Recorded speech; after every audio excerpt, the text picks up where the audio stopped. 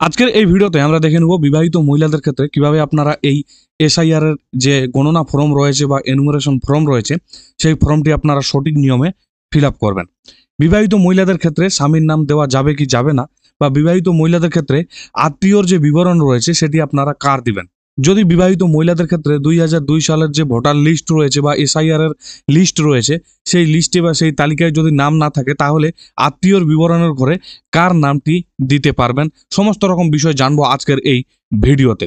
তো ফর্মটিতে সাধারণত আপনারা এখানে বিএলওর নাম এবং বিএলওর যে মোবাইল নাম্বার রয়েছে সেটি আপনারা পেয়ে যাবেন, অর্থাৎ আপনার এলাকার যে বুথ লেভেল অফিসার রয়েছে তার মোবাইল নাম্বার এবং তার নামটি এখানে দেওয়া থাকবে। আপনার ফর্মটি ফিল আপ করতে বা পূরণ করতে যদি কোনো অসুবিধা হয় তাহলে আপনারা তার সঙ্গে এই মোবাইল নাম্বারে যোগাযোগ করতে পারবেন। এরপর এখানে নির্বাচকের নাম অর্থাৎ ফর্মটি যার তার নাম এখানে দেওয়া থাকবে, তার ইপিক নাম্বার, তার অ্যাড্রেস এখানে দেওয়া থাকবে এবং তার ক্রমিক সংখ্যা, তার অংশ নম্বর, তার বিধানসভার নাম এবং রাজ্যের নামটি এখানে দেওয়া থাকবে। এখানে যে সমস্ত ডিটেলস দেওয়া থাকবে আপনার বর্তমান ভোটার কার্ডের যে ডিটেলস রয়েছে সেই সমস্ত ডিটেলস কিন্তু এখানে দেওয়া থাকবে এবং এখানে একটি কিউআর কোড দেওয়া থাকবে এবং এখানে একটি আপনার বর্তমান ভোটার কার্ডের যে ফটো রয়েছে সেটি কিন্তু দেওয়া থাকবে এবং এখানে আপনাকে একটি বর্তমান পাসপোর্ট সাইজের ছবি আপনাকে এখানে বসাতে হবে বা পেস্ট করতে হবে। এটি হলো প্রথম ধাপ এবং দ্বিতীয় ধাপে আপনাকে এখানে ডেট অফ বার্থ বসাতে হবে। ডেট অফ বার্থের ক্ষেত্রে আপনাকে সঠিক ডেট অফ বার্থ বসাতে হবে। যদি আপনার ভোটার কার্ডের ডেট অফ বার্থটি ঠিকঠাক থেকে থাকে তাহলে আপনি আপনার ভোটার কার্ডের যে ডেট অফ বার্থ রয়েছে সেটি আপনারা দিতে পারেন, অন্যথায় আপনারা এখানে আপনার আধার কার্ডের ডেট অফ বার্থটি দিতে পারেন। তবে অনেকেই হয়তো ভাবতে পারেন আপনি যে ডিটেলস এখানে ফিল করবেন বা যে ডেট অফ বার্থ বা যে এখানে তথ্য আপনি দেবেন সেটি আপনার নতুন ভোটার কার্ডে আসবে, তেমনটা কিন্তু না। এখানে শুধু আপনার যে ভোটার কার্ড রয়েছে সেটির যাচাই হবে বা আপনার ভোটার তালিকার যাচাই হবে। তো এখানে আপনি আপনার যে সঠিক ডেট অফ বার্থ রয়েছে সেটি বসিয়ে দেবেন। এবার যাদের ক্ষেত্রে শুধু সাল রয়েছে তাদের ক্ষেত্রে কি করবেন, সেই ক্ষেত্রে আপনারা 1/1/2025 অনুযায়ী আপনার যে ডেট অফ বার্থ হবে সেই ডেট অফ বার্থটি আপনি এখানে বসিয়ে দিতে পারেন। এরপর এখানে আধার নাম্বারটি বসিয়ে দিতে হবে। আধার নাম্বারটি অপশনাল রয়েছে, যদি আপনারা চান বসিয়ে দিতে পারেন, না বসালে কিন্তু কোনো অসুবিধা নেই। তো আমি সাজেস্ট করবো আপনারা আধার কার্ডের নম্বরটি অবশ্যই বসিয়ে দিবেন। এরপর এখানে আপনি আপনার একটি মোবাইল নাম্বার বসিয়ে দিবেন বা লিখে দিবেন। একটি মোবাইল নাম্বারটি লিখে দেওয়ার পর এখানে বলা হয় যে পিতার নাম বা অভিভাবকের নাম। এখানে অনেকেই হয়তো ভাবতে পারেন বা অনেক বিএলও বলতে পারে যে এখানে স্বামীর নাম বসাতে হবে, যেহেতু বর্তমান আপনার ভোটার কার্ডে যদি স্বামীর নাম থেকে থাকে তাহলে আপনাকে এখানে স্বামীর নাম বসাতে হবে। তবে আমি বলবো আপনারা এখানে পিতার নামটি বসাবেন। এখানে পিতার নাম বসাবেন এবং এখানে আপনি পিতার যে ইপিক নাম্বার রয়েছে সেই ইপিক নাম্বারটি বসাবেন। এরপর এখানে মায়ের নাম লিখে দিবেন এবং মায়ের ইপিক নাম্বার লিখে দিবেন। যদি বাবা মা মৃত হয়ে থাকে বা মৃত্যুবরণ করে থাকে তাহলে আপনাদের লেট লেখার কোনো দরকার নেই, আপনারা শুধুমাত্র নামটি লিখে দিবেন। এরপর এখানে বলা হয় যে স্বামী স্ত্রীর নাম যদি থাকে এখানে আপনারা স্বামীর নামটি লিখে দিবেন এবং এখানে আপনাকে স্বামীর যে ইপিক নাম্বার রয়েছে বা ভোটার কার্ডের নাম্বার রয়েছে সেই নাম্বারটি আপনাকে বসিয়ে দিতে হবে। এখানে আপনারা বাবার নাম বা পিতার নামটি বসাবেন এবং এখানে আপনারা স্বামীর নাম বসাবেন। বিবাহিত মহিলাদের ক্ষেত্রে এখানে স্বামীর নামটি কেন বসাবেন সেটি আপনাদের আমি একটু পরে দেখিয়ে দিচ্ছি বা বলে দিচ্ছি যে কেন আপনারা এখানে স্বামীর নামটি বসাবেন। তো এখানে আপনারা যে তথ্যগুলি বসাবেন বা লিখবেন সেই তথ্যগুলি আপনার বর্তমান ভোটার কার্ডে যে থাকবে বা আপনার বাবার নাম যদি আপনি লিখেন তাহলে আপনার বাবার বর্তমান যে ইপিক নাম্বার রয়েছে বা বর্তমান ভোটার কার্ডে যে নাম রয়েছে সেটি কিন্তু আপনাকে বসাতে হবে, অর্থাৎ 2025 সালে যে নাম রয়েছে যে ভোটার নাম্বার রয়েছে সেটি কিন্তু আপনাকে এখানে বসাতে হবে। আশা করছি এই পর্যন্ত আপনাদের বোঝাতে পারলাম। এবার আমরা চলে যাব নিচের পার্টে। আমরা চলে এসেছি নিচের পার্টে, অর্থাৎ নিচের যে অংশ রয়েছে সেখানে। এখানে আপনাকে আত্মীয়র বিবরণ লিখতে হবে।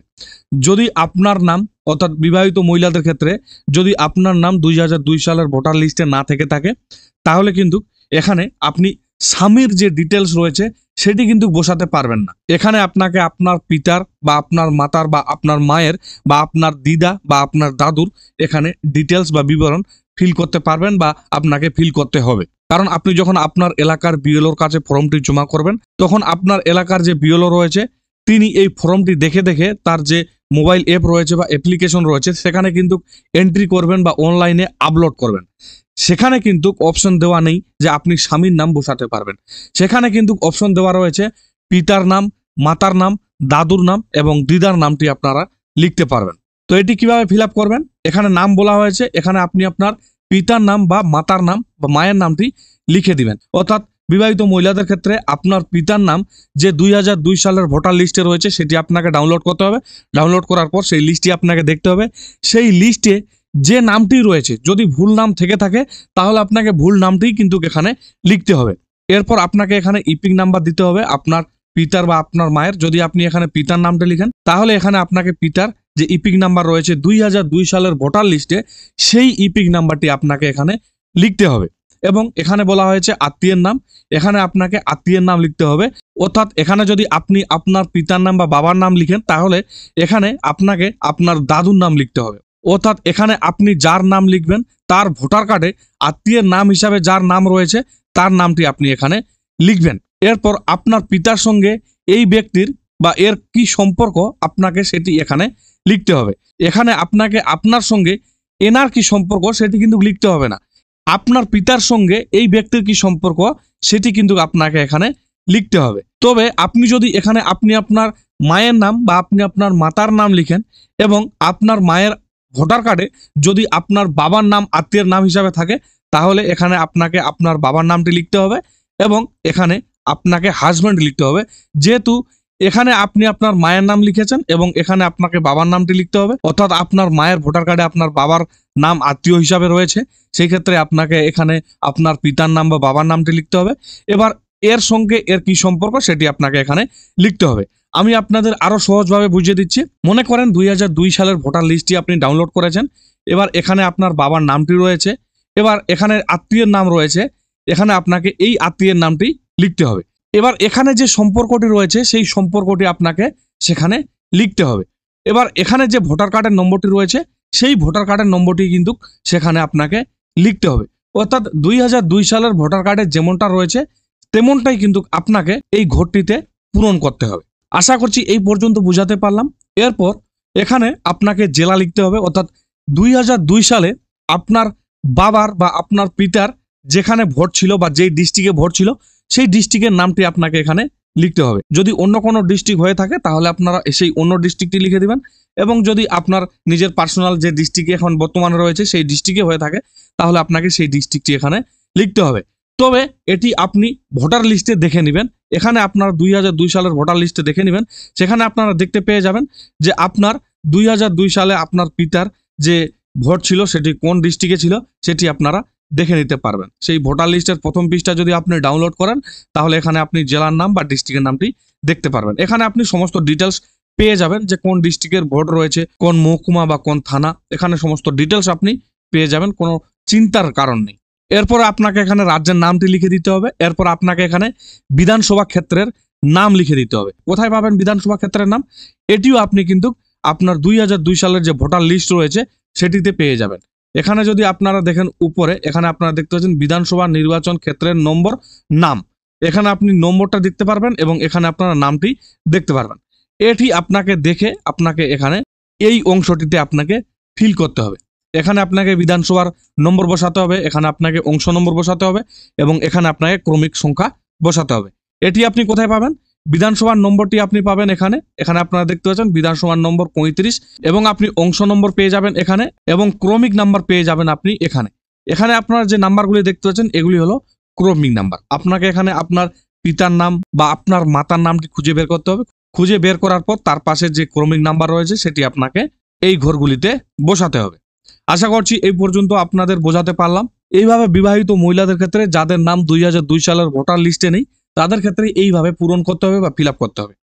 এরপর এখানে আপনাকে সিগনেচার করে দিতে হবে। যদি আপনি সিগনেচার না করেন, আপনার হাজব্যান্ড সিগনেচার করে, তাহলে এখানে আপনাকে হাজব্যান্ড লিখে দিতে হবে, অথবা যিনি সিগনেচার করবেন তার সঙ্গে আপনার কি সম্পর্ক সেটি আপনাকে এখানে লিখে দিতে হবে। এরপর বিএলও সিগনেচার করে ফর্মটি জমা নিয়ে নিবে।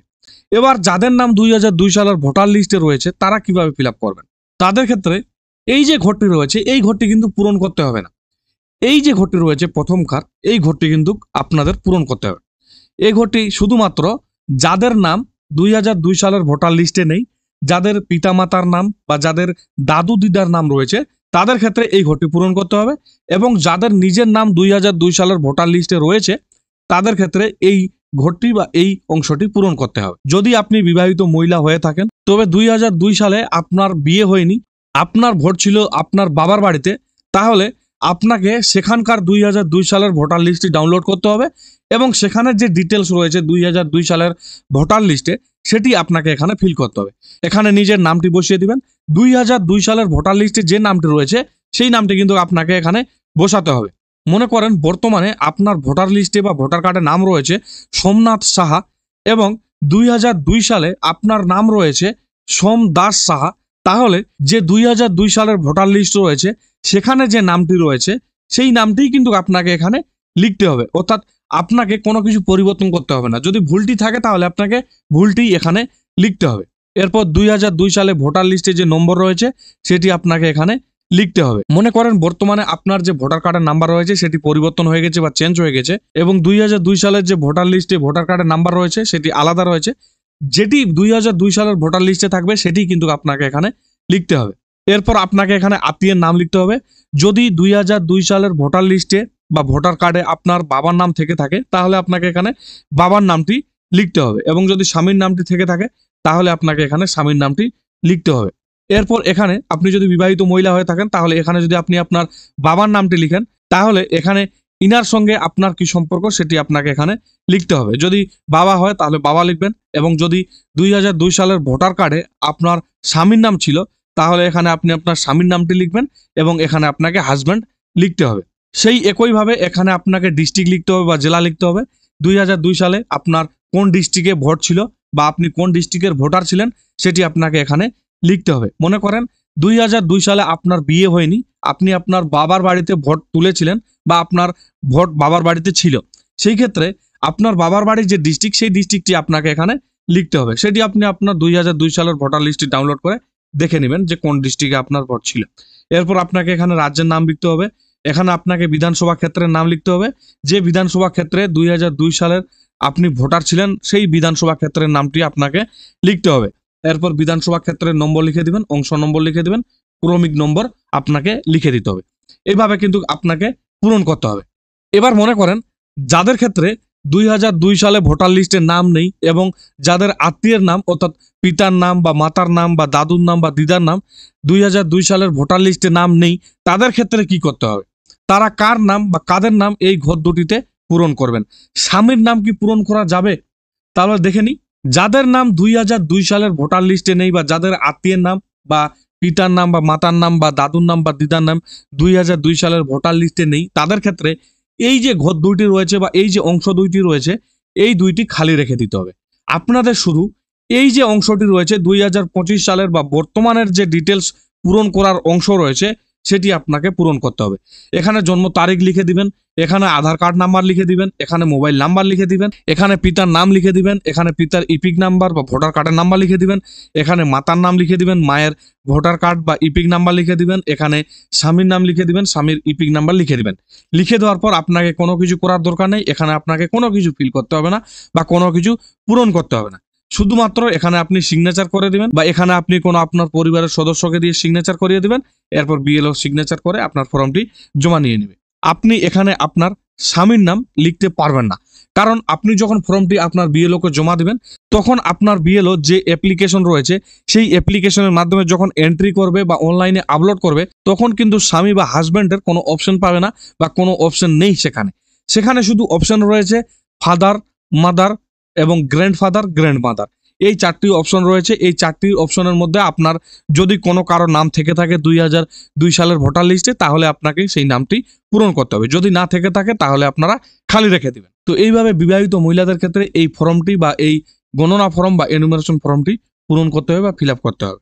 যদি কোনো প্রশ্ন থেকে থাকে তাহলে অবশ্যই কমেন্ট বক্সে জানাবেন। ফর্মটি পূরণ করার পর আপনারা আপনাদের বিএলওকে জমা দিয়ে দিবেন এবং বিএলও আপনার ফর্মটি আপলোড করলো কিনা বা অনলাইনে সাবমিট করলো কিনা সেটি আপনারা কিভাবে দেখবেন সেটির ভিডিও আমাদের চ্যানেলে দেওয়া রয়েছে, সেই ভিডিওটি আপনারা দেখে নিতে পারেন। তো আশা করছি ভিডিওটি আপনাদের ভালো লাগবে। যদি ভিডিওটি ভালো লেগে থাকে তাহলে অবশ্যই ভিডিওটিতে একটি লাইক দিবেন। পাশাপাশি চ্যানেলে নতুন হলে অবশ্যই চ্যানেলটিকে সাবস্ক্রাইব করে পাশে থাকা বেল আইকনটি ক্লিক করে রাখবেন পরবর্তীতে এইরকম তথ্যমূলক ভিডিও পেতে।